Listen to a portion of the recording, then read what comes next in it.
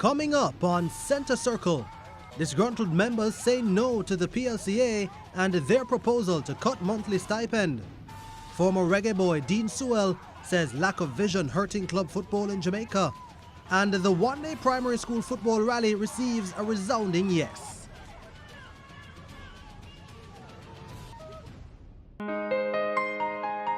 The Premier League Clubs Association, the PLCA, is now under pressure from some of its members who are opposing the proposal to reduce the monthly stipend from $500,000 to $350,000. A week ago, when JFF General Secretary Dalton Wint brought the matter to Centre Circle, 7 clubs were opposing the decision. Very soon we'll be having a discussion with the partners. The truth that it's public knowledge that we have received a letter from 7 to 8 clubs requesting a meeting. We'll have that meeting and we'll ensure that we be able to have a proper discussion and a way forward. What is it that they're not comfortable with?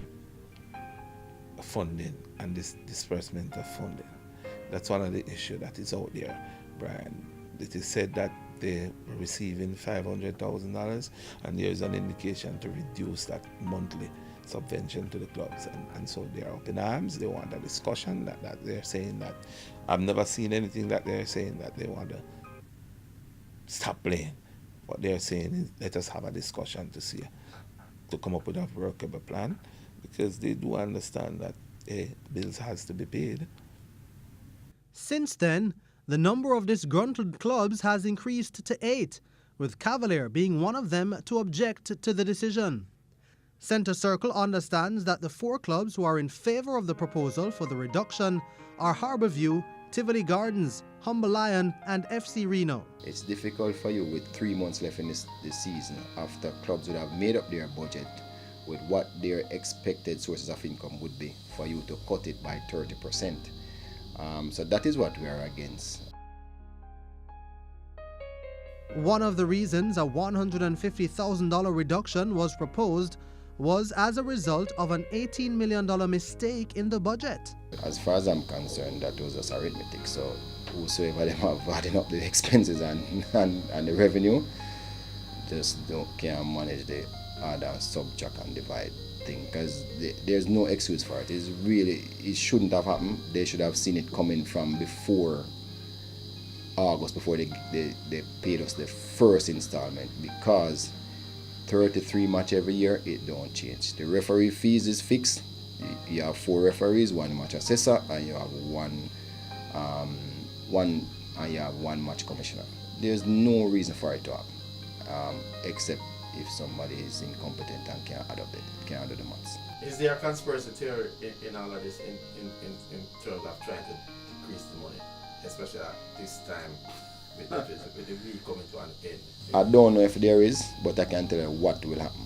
If the clubs that are struggling at the bottom, I spoke to one of the clubs that are struggling at the bottom. You know why? Because I used to struggle near the bottom when I just came in the Premier League till I wise up.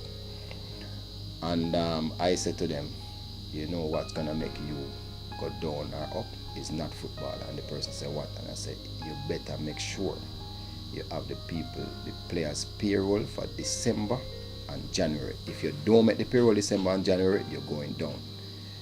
And I spoke to the manager at length, and I noticed he's now out of the relegation zone, because, and I asked him again, do you have the people's salary for January and December? And them say yes. So definitely, if your money go down and you can't pay your bills in December and January, you're going down. And I suspect that was one of the reasons why some of those clubs came on board, because they kind of wise up to the situation.